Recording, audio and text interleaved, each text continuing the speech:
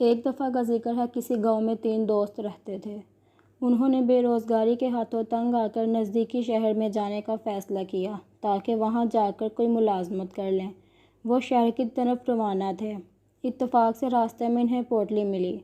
وہ پوٹلی کو دیکھ کر بہت خوش ہو گئی۔ ان کی آنکھیں پھٹی کی پھٹی رہ گئی۔ پوٹلی میں سونے کے زیورات تھے۔ وہ سونے کے زیورات پا کر بہت خوش ہوئے۔ وہ اس اتفاقی دولت کو آپس میں تقسیم کرنے کی باتیں کرنے لگے۔ صلاح یہ ٹھہری کہ ان میں سے ایک آدمی پہلے شہر جائے اور کھانا لے کر آئے، کیونکہ انہیں زوروں کی بھوک لگی تھی۔ کھانا کھانے کے بعد وہ آرام سے بیٹھ کر زیورات کو آپس میں تقسیم کر لیں گے۔ تینوں میں سے ایک دوست کھانا لانے کے لیے شہر کی طرف روانہ ہو گیا۔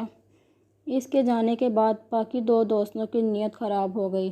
انہوں نے سوچا کہ کیوں نہ ہم اس کو قتل کر دیں، تو پھر اس کا حصہ بھی ہمارے پاس آ جائے گا اور ہمارے پاس زیادہ سونا آئے گا۔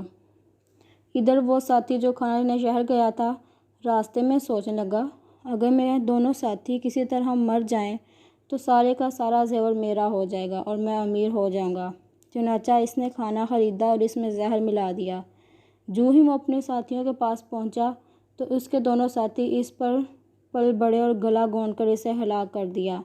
پھر بے فکر ہو کر کھانا کھانے بیٹھ گئے اور خوب سیر ہو کر کھانا کھایا۔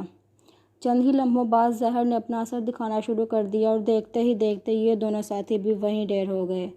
اسی طرح دولت کی ہوس نے تینوں کی جان لے لی۔ تو اس بات سے ثابت ہوا کہ لالچ بری بلا ہے۔